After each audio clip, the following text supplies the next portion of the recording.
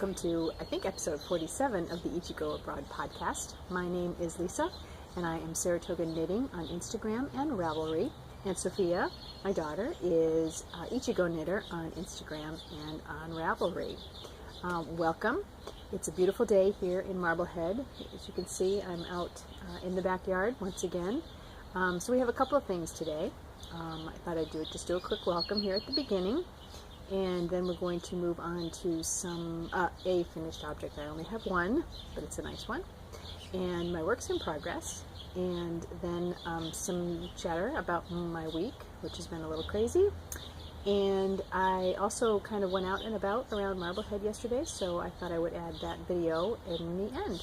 So let's get started with some finished objects.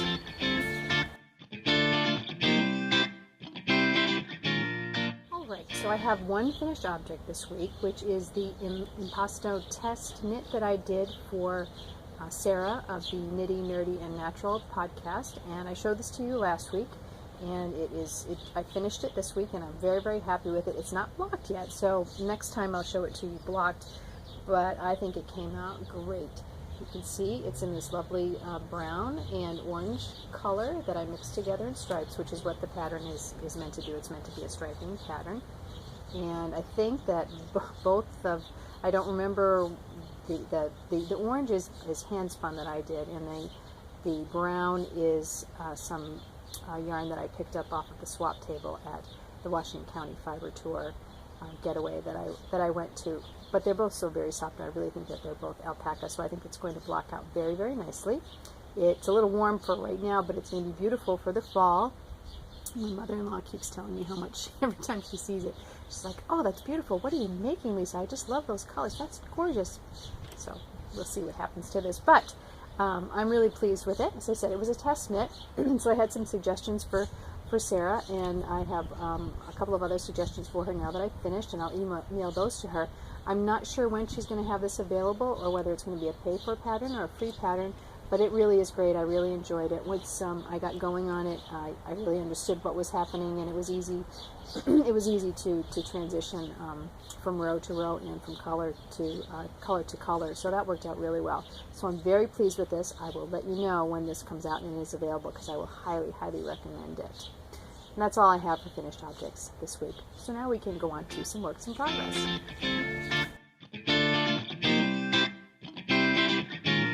Right, let's update you on my works in progress. I do have pretty much everything. I don't think I've got new to show you this week, but I still have my Rescue Me Chin Boy and Show Me the Stars socks by CC Almond, Java Pearl Designs, and it's that lovely yellow color. And this is the second sock, and I'm on the ribbing, so I will be finished with these momentarily. Probably, maybe even today. Maybe I'll finish these off today, and then I'll have a pair of socks off of the needles. I really like this pattern. I like all of her patterns, actually, but this one is a really cool pattern. It's, again, it's once you get going, it's easy to see what's happening where, and I really enjoyed it, and I would highly recommend it. This will be my my entry into the Bakery Bears Summer of Socks. I'll have more before the summer is done, but this will be my first entry into the Bakery Bears Summer of Socks, and I think this is a perfect summer color. So I'm pretty excited about being almost finished with those. That is great. And then I actually, and everybody would be very excited about this, I actually pulled out my Blue Shimmer sweater. People have asked about it, and I must admit I did put it down for quite a while. I actually put it in a corner, and I kind of forgot about it. How can you forget about it? But I did. I had other interesting things to knit with, and it's just so hard because I am on the black part of it. But as you remember, it's a Bohus type sweater and the pattern is from this book, Poems of Color, which is really wonderful. And this is the sweater. It was originally done in kind of a pale color, but I decided to do it in black because I thought it would really pop that way. So this is the sweater. So the yoke part is all done, and the color work is all done. And now these markers are just showing front and back. And now I'm on to the sleeves. So I have the first sleeve almost all finished. I'm down to the ribbing on the cuff. I probably have maybe a ½ inch to go, and I think I'll try to finish this today too. And then I'll have one whole sleeve done, which will be fantastic. and then I will move on to the second sleeve and then onto the body. You know, as I've said before, it's not hard knitting at this point in time because it's just stockinette really in the round, and then the ribbing here on the cuffs. But it's hard because it's black, so it's hard. I can't really see it at night, and it's just, you know, it's not that interesting. It's just knitting black.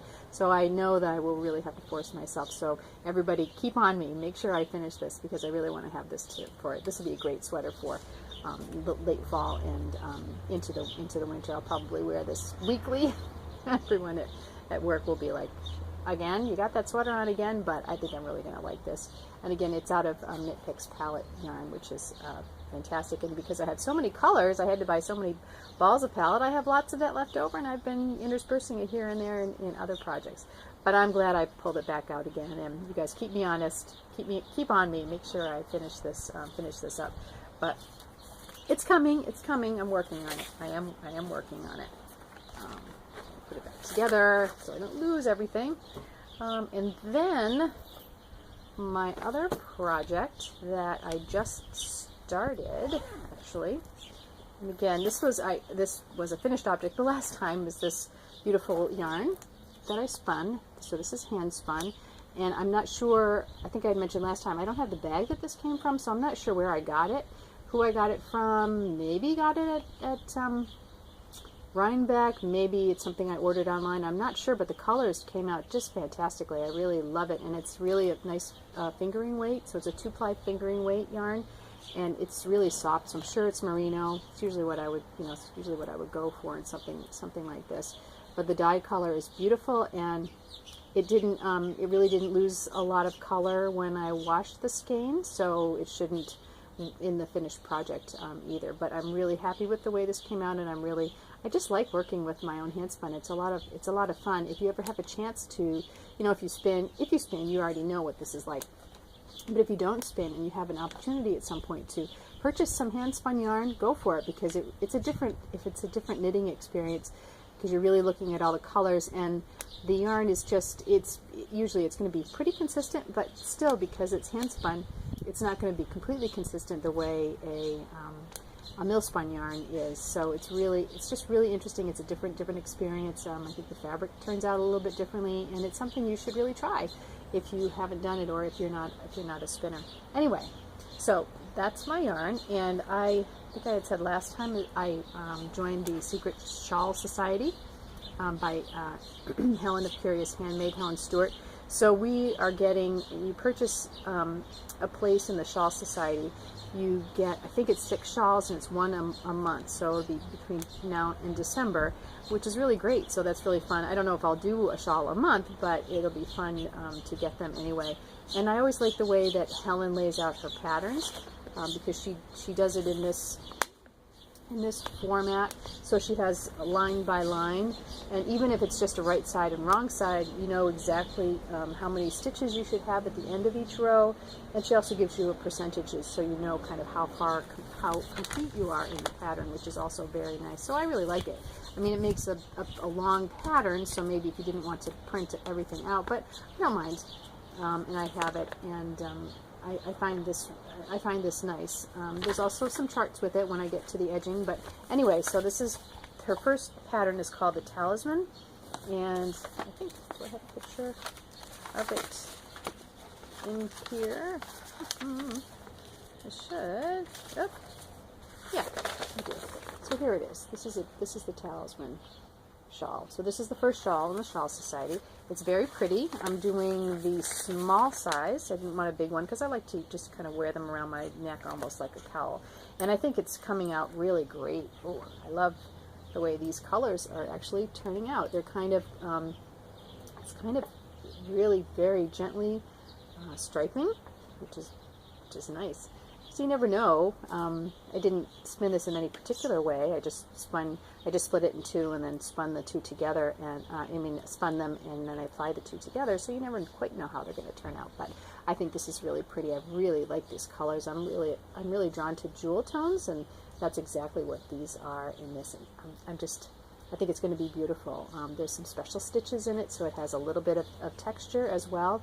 And I think if I look, I'm about 25% done with it. So that's good. But again, this is actually a really nice shawl because a lot of it is just stockinette, so it's easy to just go ahead and you just do a lot of knitting and purling back. So I'm very pleased with this. I think this is really nice, and I'm really happy with the way that it turned out. So put that back where that needs to go. Again, I've got my another lovely bag by Fernanda, made by Fee, that I got from her at the Washington County Fiber Tour. I love these bags. They're just beautiful. Gorgeous, gorgeous, gorgeous. And then my last working project, I think I had spoken about this as well, and I thought I would show it to you today. This is my spinning project, and I think I had mentioned I have some new Noko. I got a new Noko box as a prize on Instagram last year sometime, and I'm still working my way through it. It was the most fantastic prize I've ever received. It was a full box of new Noko mini bats and a couple of larger bats, and it was just fantastic. It's just been so much fun to experiment with all of these little pieces. So so what I did is I took 2 of the bats. I think I showed them to you all folded up last week, or last time I podcast. So one is kind of a greenish, it was a greeny kind of dark green color. It had lighter bits in it, and then the second was a white. And so what I thought I would do is combine these together, not with any particular plans in mind, but so I've taken one long piece of each one and kind of melded them together, and this is what they turn out to be. So I'm doing it kind of lighter to darker, and they're coming darker as I go down in the basket. So that's really good. Basically what you do, what I'm doing, you could do this on a carder, but I don't have a hand carder, so basically what I'm doing is kind of splitting off a piece from the bat. So that's one, and then I've split off a piece from the beautiful pure white, and then I kind of put them together. So I've got them together. Now you see that they're still really very distinct in colors, but what I will do then is I kind of will pre-draft them together. So I'm just kind of pulling them out together, and what that does is that's going to lighten up a little bit the green color. It kind of pulls it out a little bit, and then you have them when I wind it up in, I think you usually call it like a little bird's nest, and then you can spin them together. But this is just, you could do something much more elaborate on a drum carder. As I said, I don't have one, so this is enough for me, and it's just a lot of fun. But it's just interesting to kind of give you a sense of, you can just play a lot when you have some fiber like this. You can just add into it. I just pulled off another little piece of the white, and I'm just gonna, I'm just lightly pulling it to pre-draft it. And the reason that you do that is it's called pre-drafting, so that when you actually draft onto your spinning wheel or onto your drop spindle, it's easier. The yarn is already kind of sliding, the fiber is sliding against each other already, so it's easier. It's not, you don't have to pull that hard. So this is called pre-drafting. Some people like it, some people don't. They want to just do it right from there. But so then I just wrap that up like this, and then I'll pull it and start from the end, and I'm going to put this at the bottom of the basket because this has a little bit of a darker piece on it. So I thought I would show that to you. It's really kind of a fun way to do things. And this is actually how it's turning out right now. So it's going to be a fingering weight yarn. They're a little thicker and thinner pieces here and there. I may leave this as a single and just combine it with something else, add it maybe as a collar to something, or I'll just see how much I have. I'm sure I will only have one bobbin full. And as I said, I can leave this as a single. It's perfectly fine. It's not untwisting or anything. The twist is in it, and I'll set the twist more. Maybe I will fly it with some commercial yarn. I have all that palette, that Knit Picks palette. I could pull something from there perhaps and ply it, and then I'd get a little more yardage out of it and see what I come up with. But I really like how this is coming. So basically, because I'm trying to do it lighter to darker with that green color, it should be kind of a gradient. When I knit with it, it will go from the lighter yellowish green down to the darker green. As I said, it will end up almost dark like this at the end. So that's really pretty cool. So I'm pretty excited about this. I'm really happy with this. I really like pulling out that new Noco box because there was so much in it, and I still have a lot there, and it's like Christmas. I open it up every time. I'm like, oh, I'm going to try that. Maybe I'll try this one. So this is what's on my wheel right now, and I'm pretty happy with that. Okay. I think that's all my works in progress. I thought I would also mention that I am still reading Cod by Mark Kurlansky, and this is for the Yarns at Yinhu Power Pantry read-along over the summer. She does every month where she has a different type of food or food item that you can cook with and talk about and get recipes, kind of experiment with some things. And then we're also doing a read-along, and everybody's reading different books, anything to do with cooking or food, really, food prep, food, growing food, the impact of food on the environment. So this one, Sarah Pomegranate, actually recommended to me because it's a history of cod, and as I've mentioned before, cod is a really big fish symbol in Marblehead here, because they did quite a bit of cod fishing. It was a huge fishery here in New England, and certainly in Marblehead it was big, and there are pictures of cod everywhere on Marblehead, so I'm learning a lot about that. And my other book right now that I'm reading is by Louise Penny. This is a murder mystery. This one is called The Trick of the Light. This is probably 5 or 6 into this series. It's a series about it's a Chief Inspector Gamache novel. I really like this. We read the first one for my book club back in Saratoga a couple of years ago now, and I really like it a lot. It's about a Canadian inspector, and they do, of course, all these places. The murders always happen in this little town called Three Pines, which is just over the border. It's just over the Vermont border, so it's in Canada, but not very far into Canada. And they are working out of Montreal, so they come down all the time and have to solve a mystery. But she does great work with her characters, and it's one of those series where once you've read 2 of them, you really have a sense of who the characters are, and you can kind of relax and just kind of enjoy the ride, enjoy the story. And I really like that, especially in a summer read. So I highly recommend it. It's Louise Penny. I really recommend this series, and I would start at the beginning. I think the first one maybe is called Still Life. Yes, I think it's called Still Life is the first one. Great books. She's also she's pretty local to here. I think she actually lives in Canada, but she comes down to Vermont quite a bit. I know several of the women in my book club in Saratoga actually went to Vermont. She did a book talk in Northshire bookstore in Vermont, so they went over and saw her. I wasn't able to go to that, but it's kind of nice to read an author who's a little bit local, but I highly recommend it. Okay, so I think that is that's all I have for works in progress. So now let's go on to a little chatter.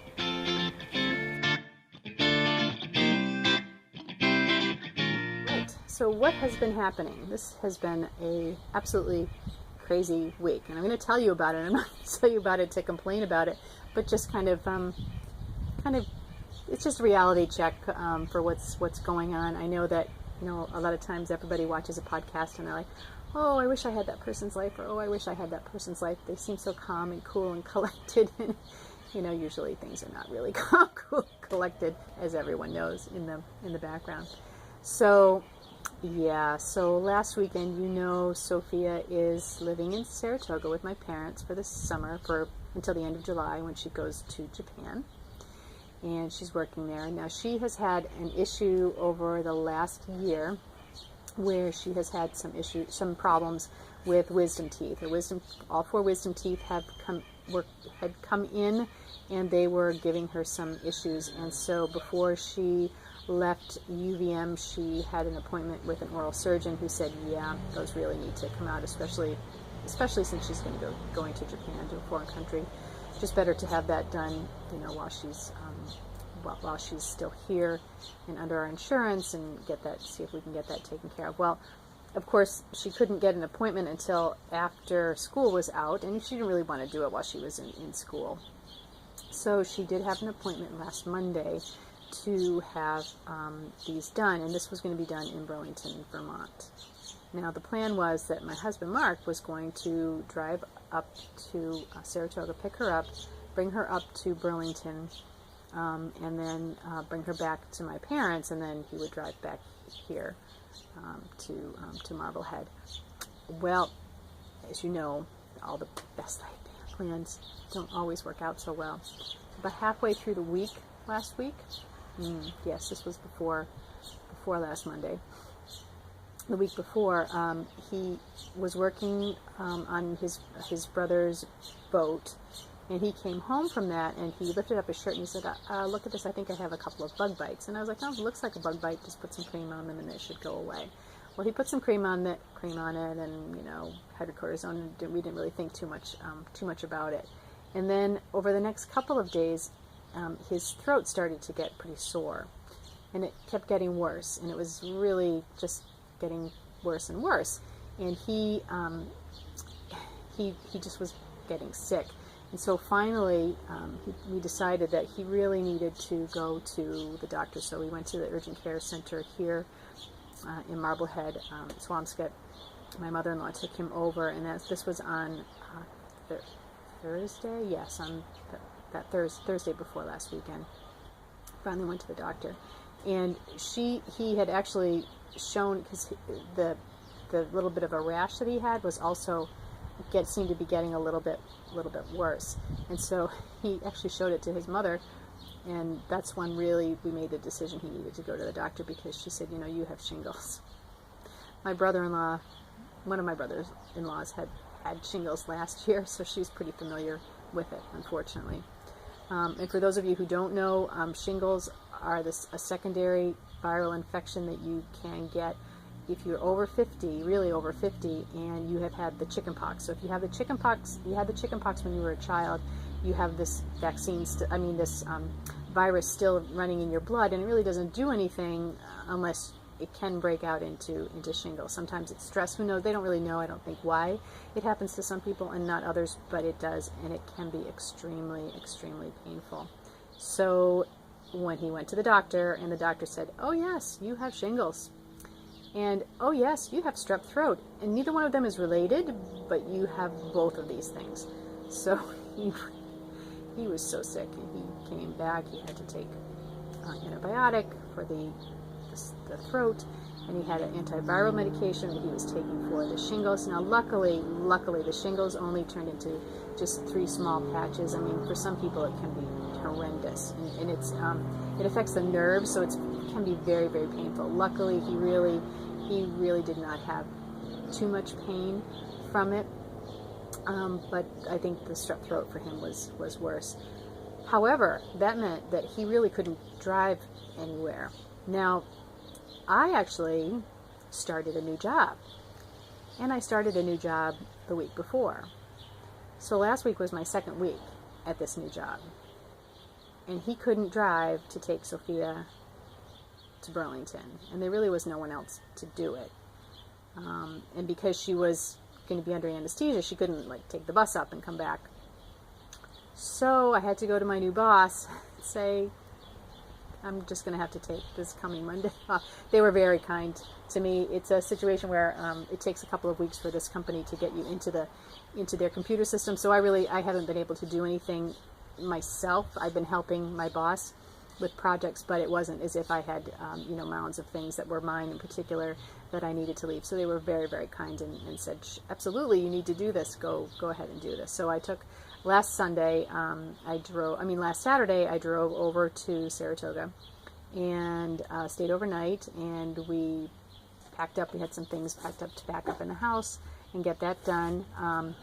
And as Sophia and I we brought some last minute things over to the storage unit, and something was going on with the car. It was making a horrible noise. I was like, oh no. I mean, I needed to get to Burlington.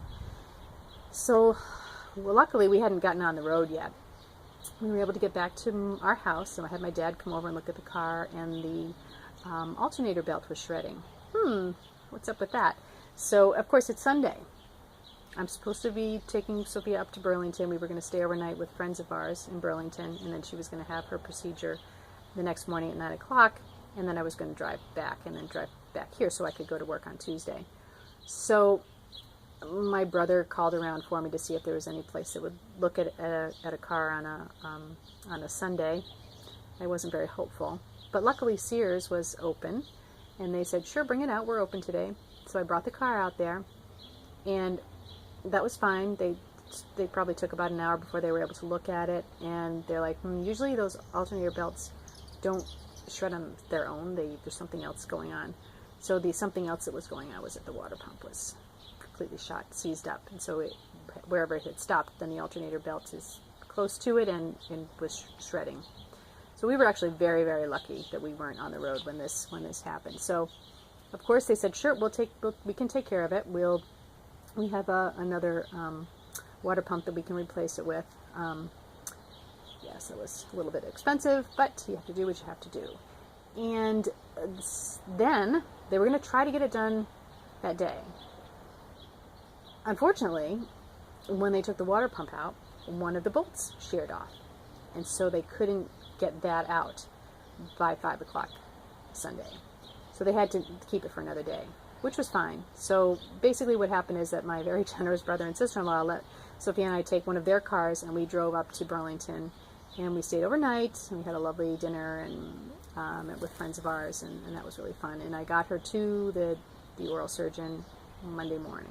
She had it done. Didn't take very long. She had it done. She was very loopy when she came out of it, but we got her in the car. I got her in the car and drove back to Saratoga. All the time I was kind of back and forth with Sears. Do you think you're going to get it done? We're going to try. They finally got the bolt out, so they said, we're going to try to get it done by 5 o'clock for you. So got her settled with her medication and got her settled with my parents. And luckily, they did get the car fixed by 5, because I was literally going to have to take my brother's car and drive it back here. Mark was going to have to drive back the next day because I couldn't miss 2 days of work at a brand new job. So that was a little crazy. They got it done. So mind you, so on Sunday I drove 2.5 hours up to Burlington. On Monday I got up and got her to the oral surgeon, and then had to drive 2.5 hours back to Saratoga. I had to wait 3 hours for the car, and the car was done at 5 or so, between 5 and 6. I got the car, and then I had another probably 4.5 with all the traffic and the construction that was going on, drive back here to Marblehead, and then up on Tuesday morning to go back to work. It was absolutely crazy, and having my husband be sick at the same time. So that was just, there was no part of that was fun. Absolutely no part. But the car seems to be working great now. We have a new water pump, so that's so that was all set. And I was really lucky. Anything could have happened at any point in my trip over there. So we were very, very lucky with that.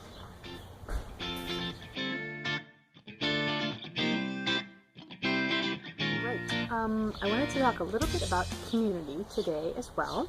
I'd spoken about last time I podcast, Jenny and Devin of the Tiny Paper Foxes podcast, which is now called Handmade in Woolen podcast, I believe. Anyway, Jenny and Devin just recently moved up to Vermont from New York City, so they're in a very different location than they used to be. And so they're kind of thinking along the lines of how to get established in a fiber community in their new location, and it's difficult to do. And so she's put out a challenge to people in their podcast group in Ravelry, and I think she's given us 6 months to kind of go out and do something maybe out of the box, think out of the box, and try to connect with people in the community that you're living in or nearby, or just try to do something to kind of put yourself out there in the fiber community and to connect with other people. And so I really thought about that. Of course, I do the podcast, and I had a great knitting book club back in Saratoga, so that was great. And I knit a lot with my sister-in-law Tracy, which was also wonderful, and of course Sophia.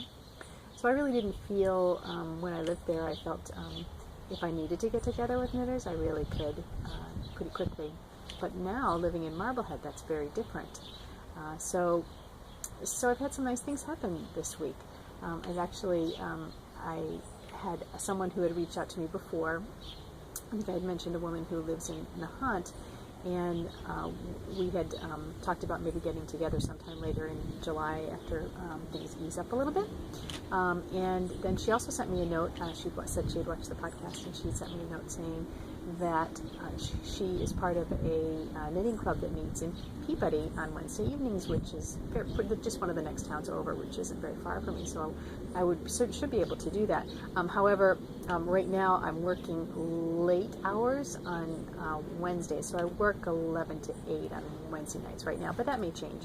So I wouldn't be able to make it right now, but maybe in the fall I might be able to if my hours change, or my late days change up a little bit. But that was just so nice for her to reach out and ask me to come along, and I would love to do that. That would be wonderful. And then the second thing that happened was that I went downtown. There is a knitting shop right in town. I've been in a couple of times, but I haven't really talked to anybody. I've just gone in really to just buy some. I bought some knitting needles there, and I bought some yarn for Mark there for his knitting. I haven't really spent too much time in there. But yesterday I actually went in because I was working on this, and I had to switch over to some size 6, some 4mm needles, and the only ones I had were wooden needles, which were fine, but I thought, I'm just going to go down. I'm going to go down and get another pair of needles. They carry the Nova Platina, fancy, but they're Knitter's Pride, so Nova Platina. And the description says that they're going to dazzle, to enchant, and to mesmerize you with their exquisite quality, the chrome-plated, glitzy, smooth surface, tips that are slender and pointier and sharper, and joins that let stitches move on in an express mode. Now, I'm not sure if I am mesmerized with their exquisite quality and their chrome-plated, glitzy, smooth surface, but they're pretty good. They're actually really good workhorse yarns, and they're not very expensive. Plus, I'm not sure if you'd be able to see that on here. I'm not sure where I'm showing this, but they have the size, the U.S. size and the millimeter size etched right into the needle, and on both tips. So you can just pick them up and see what size they are, which is really great. It's just so convenient to have that and not have to use a needle sizer.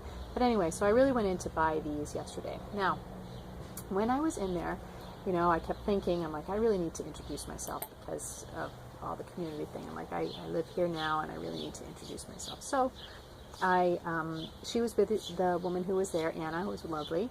She was busy with someone else, and of course, she just let me know if you need anything. And I said, well, I just need some needles. And so I picked up needles, but I thought, you know what, I'm going to kind of like hang around a little bit and look at some yarn and just kind of maybe have a chance to talk to someone.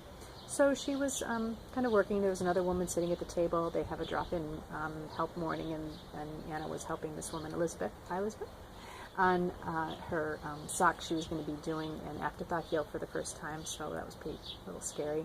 And then another young lady came in who was going to get crochet help there as well. So she was a high school student, so that was kind of fun.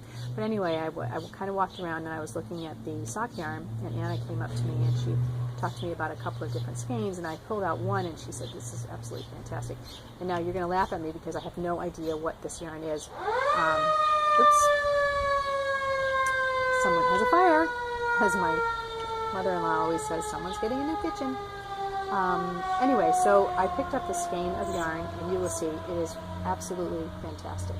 It is pink, and it is speckled, and I fell in love with it right there and then. And I don't know what it was, because she wound it for me, as you can see. She's like, I'll wind this for you. It comes in the skein, Hank, but I'll wind it up for you. And I said, sure, that's great. But I'm sure she gave me the tag and in the bag, and I probably threw it away, and I threw away the receipt, so I don't. How bad of a podcaster is that? I don't know what this is. I will find out. I'll go back down and check it out and see what it is. But it's fantastic, and I'm going to make this into a pair of socks. I don't know what pattern I'll use yet, but I'm going to make a pair of socks with this.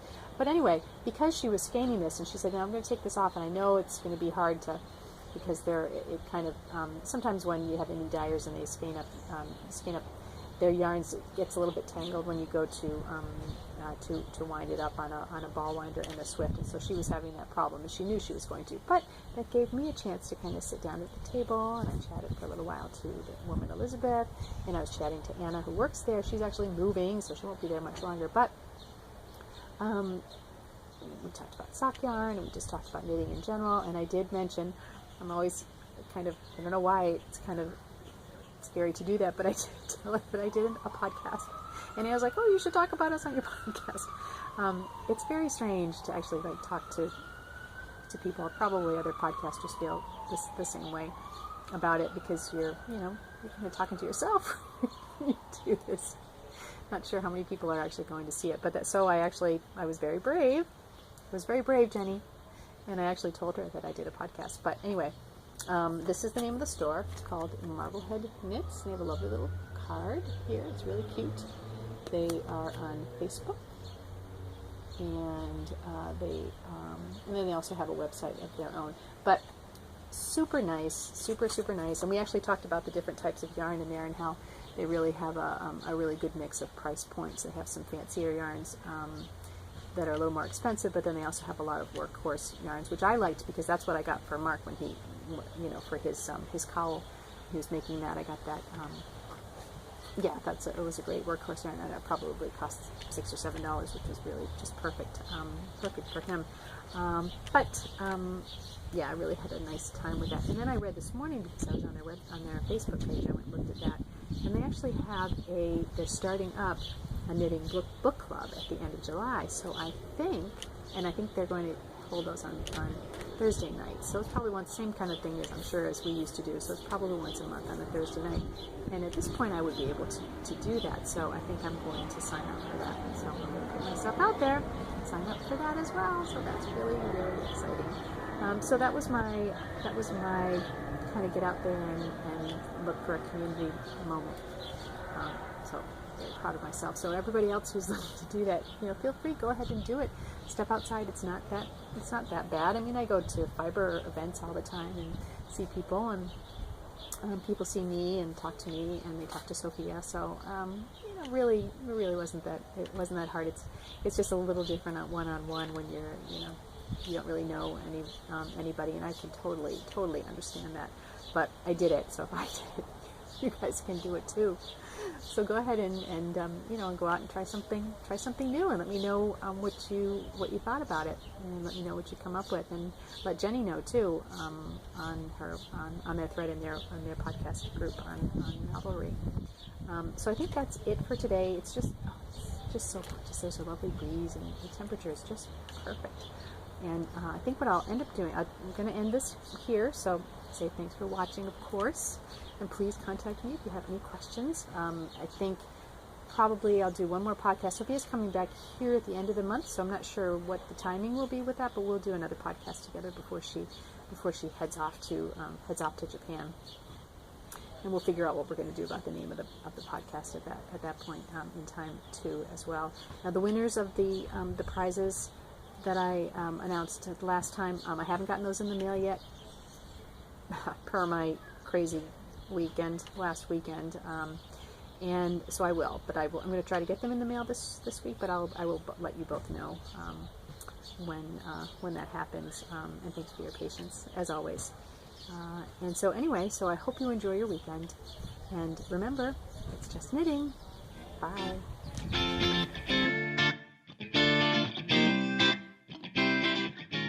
Beautiful day here in Marblehead, and I have some errands to run this morning, so I thought I'd do a little vlogging this morning, as Sophia would say, and then I'll probably record a podcast this afternoon and attach this to it.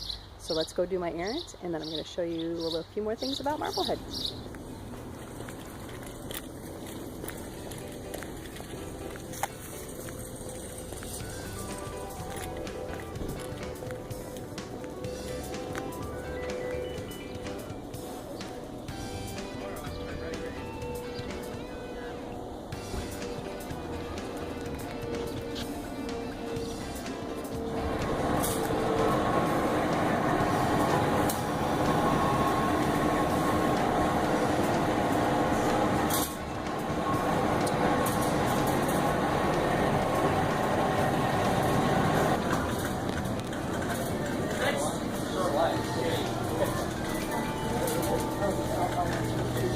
one lace and a fountain, sure.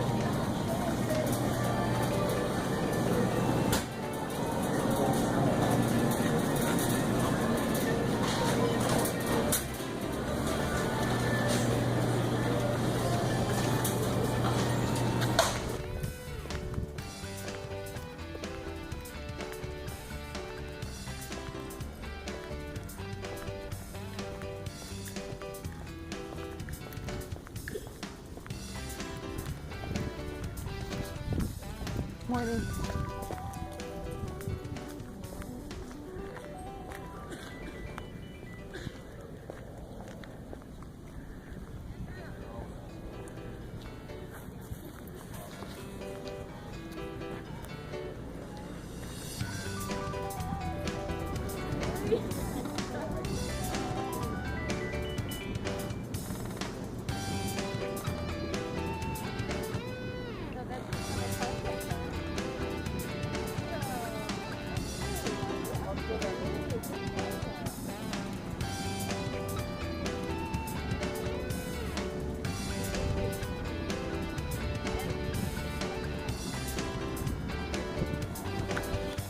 Picture of a tide. We're down at the mouth of the harbor, and over there is Fort Sewell. We'll walk up there in a second. This is, I think this is known as Screaming Woman Beach, Screaming Lady Beach. I don't know, Mark told me about it with one of our first dates. He brought me down here. But I think because the water goes in and out here, you can see usually when the high tide is up, the water comes all the way up here to the seawall, but right now it's low tide, so it's way out there.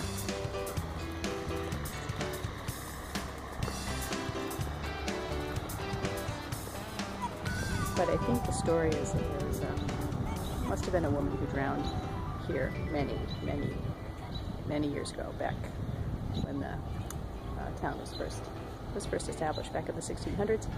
And so they say every now and again you hear her screaming when the fog is up and the tide is in. I've never heard it, but it's kind of a fun story.